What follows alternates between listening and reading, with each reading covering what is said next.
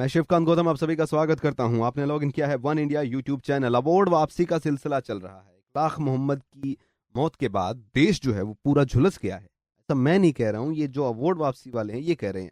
84 के दंगों में देश बच गया था, गोधरा में भी बच गया था, मुजफ्फरनगर में भी बच गया था, बाबरी मस्जिद के वक्त पे भी बच गया था, उससे पहले भागलपुर में भी बच गया था। इवन 47 के दंगे भी बड़े दंगे नहीं थे। चलिए, लेकिन उसके बाद इकलाख जो हत्या हुई है वो एक ऐसा दंगा है में एक व्यक्ति की मौत हुई है लेकिन पूरा देश तबाह हो गया है। हम इराक की तरह लग रहे हैं, नॉर्थ कोरिया बन गए हैं, ऐसा मानना है इन लिबरल्स का जो अवार्ड वापसी के फंक्शन में अवार्ड देने के होड़ में लगे हुए हैं। क्या देश के हालात वाकई में इतने बुरे हो गए हैं, या फिर मीडिया जो दिखा रही है, जो ये लोग बोल रहे हैं, गलत है? और अगर ये गलत है तो किसकी शय पर ये काम हो रहा है? क्या बिहार इलेक्शन को लेकर ये काम हो रहा है? क्या हम मान के चलें कि 8 के बाद यानी 8 नवंबर के बाद देश में शांति होगी? इस मुद्दे पर बात करने के लिए मेरे साथ जुड़ रही हैं मशहूर कॉलमनिस्ट तवलीन सिंह जी। बहुत बहुत स्वागत है। एक छोटा सा शुरुआत जो है थोड़ी इमोशनल सी करता हूँ आज की। मरता तो इंसान है लेकिन उसके बाद उसका धर्म क्या है, जाति क्या है, वो सब जो है मीडिया और कुछ लोग बताना शुरू कर देते हैं। और इस पर जो बवाल हुआ है, आपने आर्टिकल जो लिखा है वो बेहद ही खूबसूरत आर्टिकल है और सोचने पर मजबूर भी कर रहा है उन लोगों को जिन्होंने अवार्ड वापसी की है।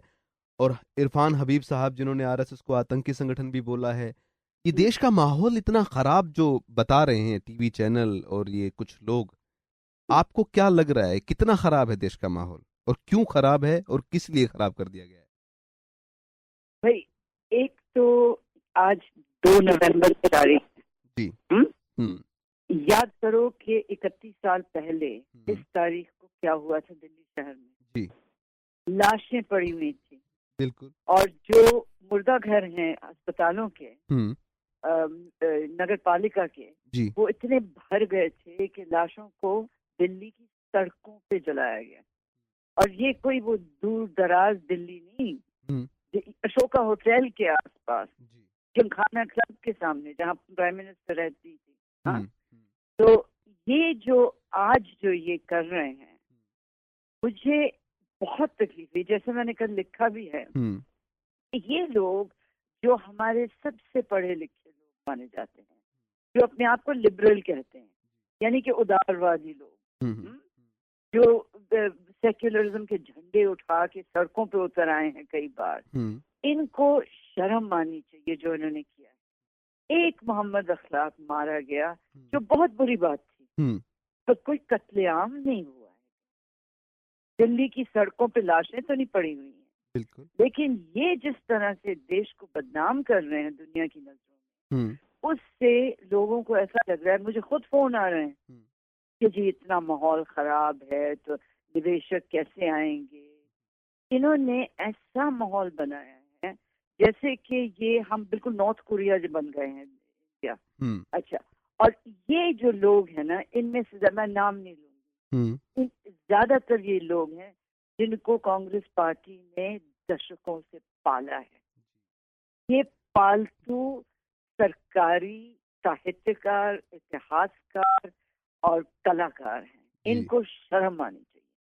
जिस तरीके से आपने एक चीज बताई कि एक अखलाक मारा गया, वाकई में बेहद जो है वो दुर्घटना जो हुई थी वो सोचने वाली भी थी और बहुत बुरी थी, शर्मनाक थी। उस पर कार्रवाई भी हुई, लोग पकड़े भी गए, लेकिन जिस तरीके से उसको रंग दिया गया, जिस तरीके से आगे बढ़ाया गया, उसके बाद जो अवार्ड वापसी हुई और लोगों ने अपने अपने नजरिए रखे कि मैं इसलिए कर रहा हूँ, मैं इसलिए कर रहा हूँ। 84 राइट्स हुआ, उससे पहले कश्मीरी पंडितों की बात अगर करें तो उस पर किसी ने कुछ नहीं बोला। आज तक भी लोग जो है, तारा सहगल जो खुद कश्मीरी पंडित फैमिली में पैदा हुई है जी, तो क्या वो तकलीफ हुई 91 में जब कश्मीरी पंडितों को भगाया गया जी, और 3 लाख लोग एक रात में निकल गए थे कश्मीर। बिल्कुल।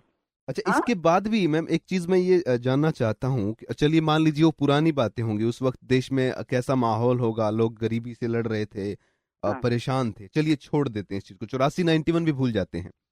मुजफ्फरनगर तो बहुत दूर नहीं था, अभी हुआ था, उसमें भी हाँ पिछले 2 साल पहले हुआ था। उस वक्त ये कहाँ मर गए थे साहित्यकार, फिल्मकार और ये जो सभ्य समाज के सेकुलर लोग हैं?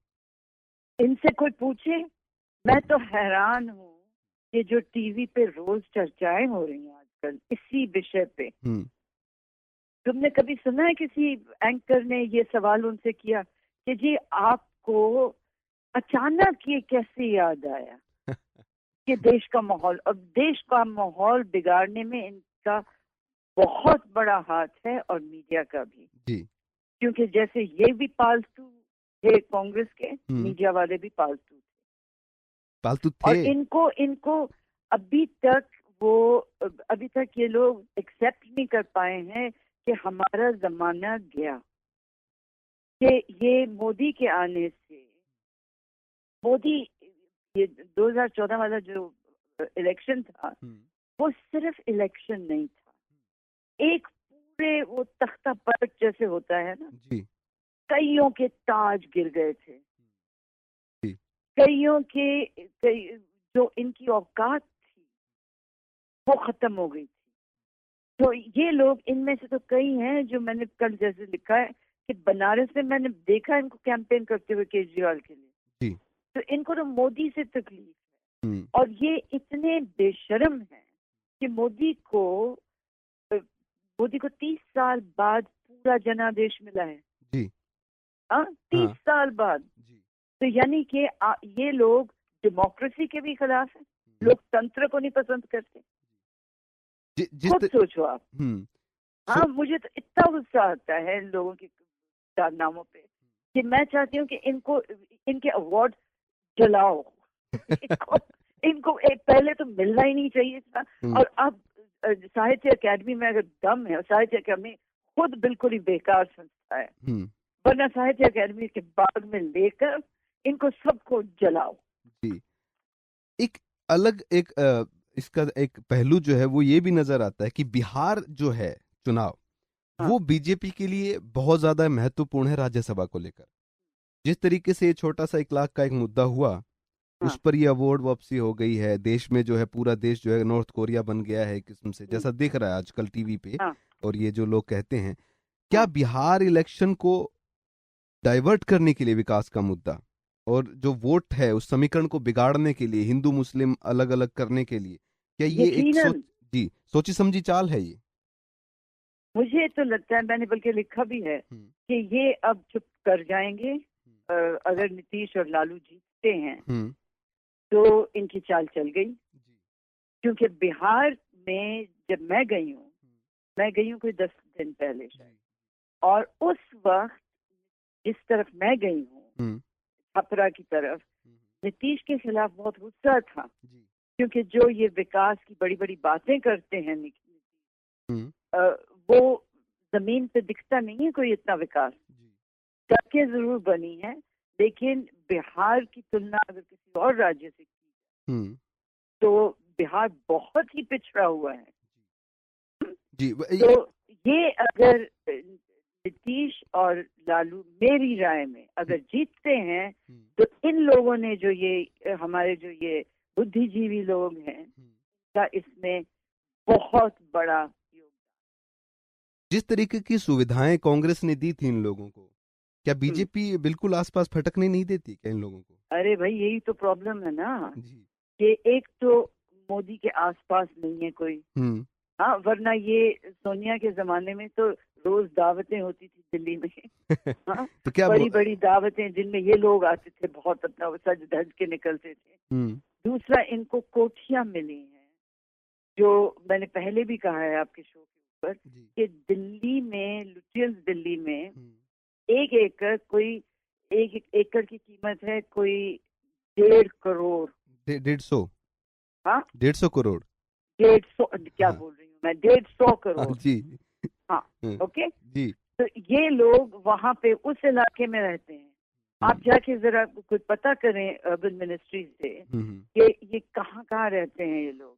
और यही कि जो कोई छोटा मोटा जी कोई कलाकार है तो कोई टूटी पुरानी डांसर है, हाँ ये बुरा मान जाएंगे, मैं चुप हो जाती हूँ। नहीं, जिनको कभी हमने किसी मंच पे नहीं देखा है वर्षों से। चुप हो या ना हो, आप ट्विटर पे कल बहुत ज्यादा जो है हल्ला था आपके आर्टिकल को लेकर और गालियां भी मैंने देखी थी बहुत अच्छी खासी हैं।